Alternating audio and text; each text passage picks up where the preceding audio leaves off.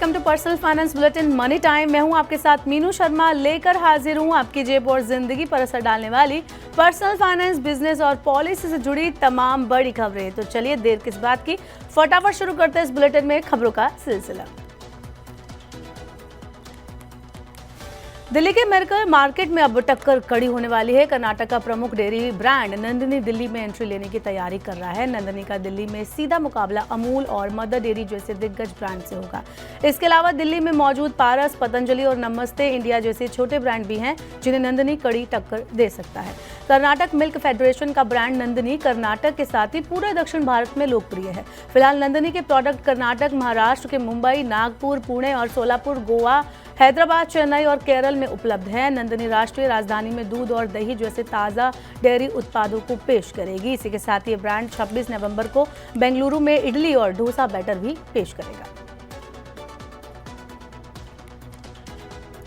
महंगाई के मोर्चे पर एक बार फिर ब्रिटेन की मुश्किलें बढ़ रही हैं। ब्रिटेन में महंगाई दर अक्टूबर में बढ़कर 6 महीने के उच्च स्तर 2.3% तक पहुंच गई। ये बैंक ऑफ इंग्लैंड के संतोषजनक स्तर से ज्यादा है, जबकि इससे पिछले महीने ये 1.7% के स्तर पर थी। आंकड़ों से साफ है कि इस साल नीतिगत दर में और कटौती की उम्मीद है। सेवा क्षेत्र में ऊंची महंगाई दर से भी आंकड़ों पर असर पड़ा है। ब्रिटेन की अर्थव्यवस्था में सेवा क्षेत्र का योगदान 80% है। बता दें कि बैंक ऑफ इंग्लैंड ने इसी महीने ब्याज दरों में कटौती की थी। तब मौद्रिक नीति समिति ने ब्याज दरों को 5% से घटाकर 4.75% कर दिया था। रेटिंग एजेंसी इकरा ने देश की तरक्की की रफ्तार सुस्त पड़ने की आशंका जताई है। इकरा के मुताबिक भारी बारिश और कमजोर कॉर्पोरेट प्रदर्शन के कारण जुलाई-सितंबर तिमाही में भारत की वास्तविक जीडीपी ग्रोथ घटकर 6.5% रहने के आसार है। हालांकि इकरा ने वित्त वर्ष 2024-25 की दूसरी छमाही यानी अक्टूबर 2024 से मार्च 2025 के बीच आर्थिक गतिविधियों में तेजी आने की उम्मीद जताई है। इसी उम्मीद के साथ इकरा ने इससे समूचे वित्त वर्ष के लिए जीडीपी ग्रोथ रेट का अनुमान 7% पर बरकरार रखा है। बता दें कि भारतीय रिजर्व बैंक ने चालू वित्त वर्ष के लिए आर्थिक वृद्धि दर 7.2% रहने का अनुमान लगाया है, जो 2023-24 के 8.2% से कम है।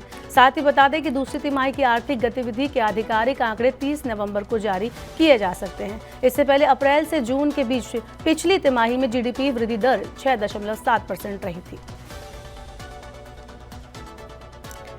अगर इस विंटर में आप हिमाचल जाने की प्लानिंग कर रहे हैं तो ये खबर आपके लिए ज़रूरी है। हिमाचल प्रदेश हाईकोर्ट ने हिमाचल प्रदेश पर्यटन विकास निगम यानी HPTDC के घाटे में चल रहे 18 होटल बंद करने का आदेश दिया है।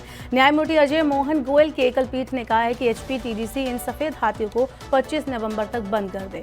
अदालत ने सख्त लहजे में कहा है कि रख रखाव में पैसा बर्बाद नहीं करना चाहिए। जिन होटलों को बंद किया जा रहा है उसमें चैल का पैलेस होटल, डलहौजी का होटल, गीतांजलि धर्मशाला के होटल धौलाधर, होटल कुणाल धर्मशाला, होटल कश्मीर हाउस, कुल्लू का होटल सरवन, मनाली का hotel long hots, hotel Hidimba cottage और होटल कुजुम शामिल है।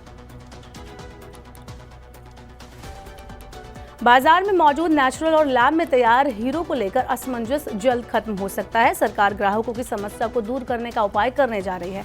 सेंट्रल कंज्यूमर प्रोटेक्शन अथॉरिटी इस बारे में दिशा निर्देश जारी करेगी। इसमें हीरो की सही लेबलिंग करने के अलावा सभी तरह के हीरो के ओरिजिन और प्रोडक्ट के तरीकों की जानकारी देने के नियम बनाए जा सकते हैं। साथ ही लैब में तैयार हीरो के लिए नेचुरल या जेन्युइन डायमंड जैसे शब्दों के इस्तेमाल की मनाही होगी। सरकार के मुताबिक नेचुरल डायमंड और लैब में तैयार किए जाने वाले हीरो की सही जानकारी नहीं होने से ग्राहकों को परेशानी का सामना करना पड़ता है। इसी धोखाधड़ी को रोकने के लिए सरकार जल्द गाइडलाइंस जारी करेगी। डिजिटल इंडिया का फायदा सरकार को भ्रष्टाचार रोकने में मिल रहा है। पब्लिक डिस्ट्रीब्यूशन सिस्टम यानी PDS को डिजिटलीकरण का खास लाभ हुआ है।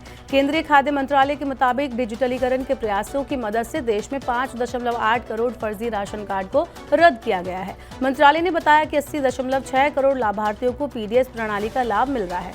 PDS प्रणाली के लिए मदद की जा रही है। साथ ही आधार सत्यापन और इलेक्ट्रॉनिक KYC की मदद से नकली राशन कार्ड हटाए जा रहे हैं। मंत्रालय के अनुसार लगभग सभी 20.4 करोड़ राशन कार्ड को डिजिटल कर दिया गया है। इसमें से 99.8% आधार से जुड़े हैं और 98.7% लाभार्थियों की पहचान का वेरिफिकेशन बायोमेट्रिक ऑथेंटिकेशन के जरिए किया जा रहा है। व्यवस्था का डिजिटलीकरण बनाने के लिए देश भर में उचित मूल्य की दुकानों पर 5.33 लाख EPOS उपकरण भी लगाए गए हैं।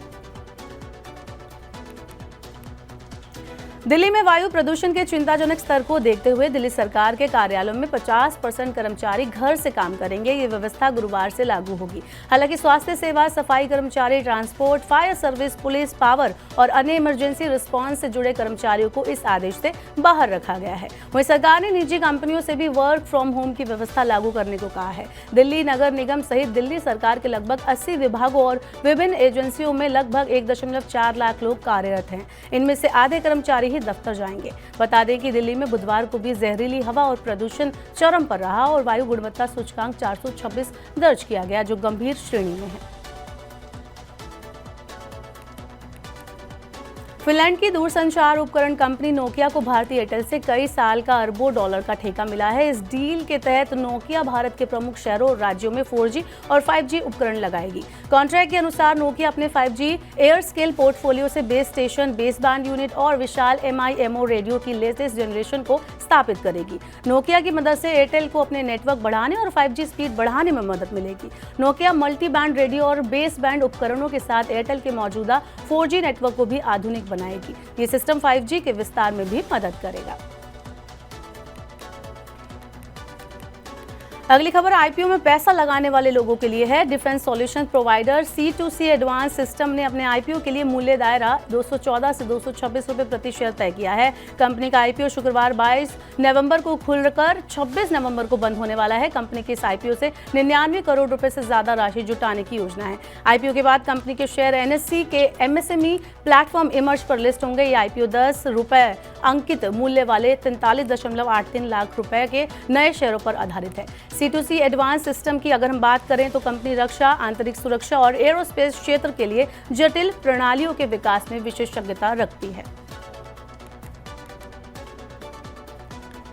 देश के रियल एस्टेट सेक्टर में मजबूत मांग के बीच कैलेंडर वर्ष 2024 में भारतीय इक्विटी निवेश 11 अरब डॉलर के रिकॉर्ड स्तर पर पहुंचने का अनुमान है। 2023 में 7.4 अरब डॉलर रहा था। ऐसे में इस बार 49% बढ़ोतरी की उम्मीद जताई जा रही है। भारतीय उद्योग परिसंघ यानी CII और रियल एस्टेट सलाहकार CBIR ने leading the charge crafting the skylines of tomorrow report जारी की है। इस रिपोर्ट के अनुसार जनवरी सितंबर के बीच इक्विटी निवेश सालाना आधार पर 46% की वृद्धि के साथ 8.9 अरब डॉलर रहा। रिपोर्ट में यह भी बताया गया कि रियल एस्टेट क्षेत्र में 2024 में कुल इक्विटी निवेश पहली बार 10 अरब अमेरिकी डॉलर को पार करते हुए एक नया रिकॉर्ड बनाने को तैयार है। तो फिलहाल ये थी मनी टाइम में आज की तमाम बड़ी खबरें। वक्त हो गया आपसे विदा लेने का। अब आपसे होगी कल मुलाकात। पर्सनल फाइनेंस से जुड़ी खबरों को पढ़ने, सुनने, उनसे जुड़े खास कार्यक्रमों को अगर आप देखना चाहते हैं तो मनी 9 के YouTube चैनल को सब्सक्राइब करना आप ना भूलें। आज का हमारा मनी टाइम आपको कैसा लगा, नीचे कमेंट बॉक्स में अपना फीडबैक हमें जरूर दें। फिलहाल के लिए इस बुलेटिन में इतना ही। बने रहिए मनी 9 के साथ। नमस्कार, शुभ रात्रि।